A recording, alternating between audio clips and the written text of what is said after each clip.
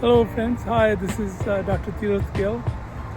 I want to speak today about the virtue of moderation. This is a virtue wherein we moderate our impulsive behaviors, impulsive thinking, impulsive conclusions, and take time to deliberate and assess the facts and then arrive at the most reasonable conclusion to your thought and the most reasonable mode of action that you need to take. People appreciate moderation. It builds trust. They know that you will not react in the extreme or in a way that could be beyond the workings of logic. So, in that sense, moderation is a very desirable trait. Gautam Buddha also emphasized moderation in all things. After he had tried penances and all kind of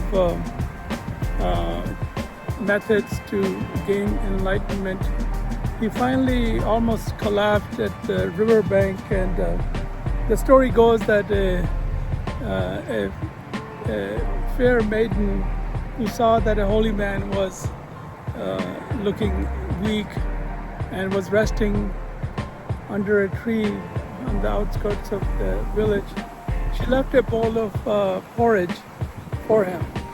And he had not eaten for many days and he was really famished, Gautam Buddha, at that time.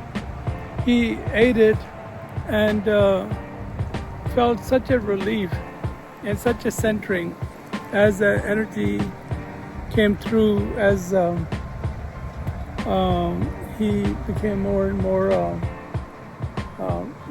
stronger and able to think and process things. And that's at that point that he abandoned this idea of rigid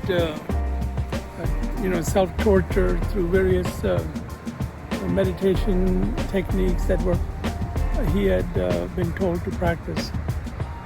He emphasized the middle path, the path of moderation, and that's his legacy to the world. Of course, there's much more in Buddhism, but the fact that the Lord Buddha emphasized this tells you that there are many virtues that hide behind this trait of moderation.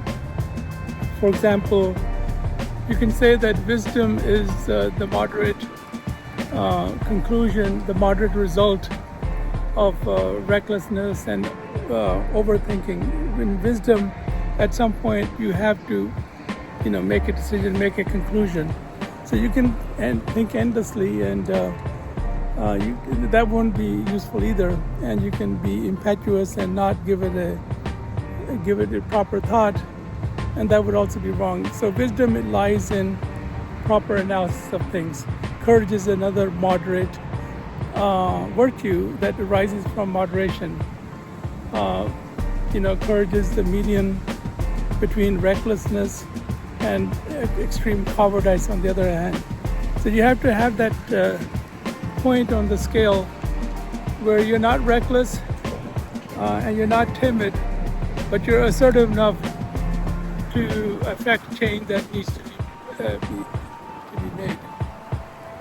To affect change that needs to be made. So there you have wisdom in moderation, courage lies in moderation. Let's take for example raising children, especially people that have been deprived. They tend to shower everything on their children to the point where they get spoiled. So the median mode of parenting appears to be, support them, keep them safe, and then allow some challenges, give them some responsibilities also, and give them freedom. Don't try to live your life through them. Allow them the choice to make their decisions, but guide them, be there. So that kind of moderation in ways of parenting also is a hidden treasure behind this other trait of moderation. So again, I would emphasize that let's be moderate. Let's not jump to conclusions. Let's not be hasty in our actions. Let's go with an approach of what is needed to affect the change that we want. Through moderation in everything, there's a sweet spot, and that works well with other things that go on with the world. And that is the way to actually find satisfaction and some solace and peace and harmony at the end of this journey. Anyway, take care. Be safe. I'll see you in the next video.